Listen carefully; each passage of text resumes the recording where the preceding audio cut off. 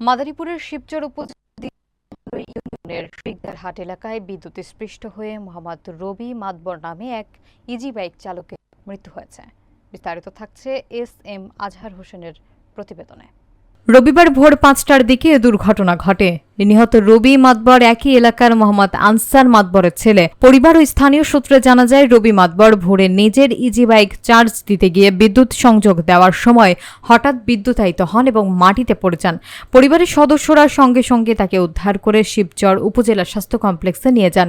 সেখানকার জরুরি বিভাগের কর্তব্যরত চিকিৎসক তাকে মৃত ঘোষণা করেন।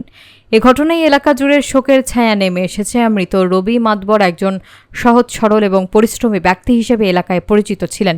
শিবচর থানার অফিসার ইনচার্জ রতন শেখ জানান, ঘটনার বিষয়ে পরিবারের কোনো অভিযোগ না থাকায় মরদেহ ময়না তদন্ত ছাড়াই স্বজনদের কাছে হস্তান্তর করা হয়েছে।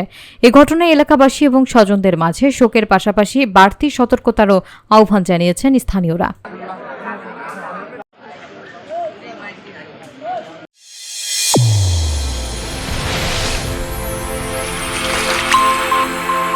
চ্যানেল A1 হৃদয়ের স্পন্দন।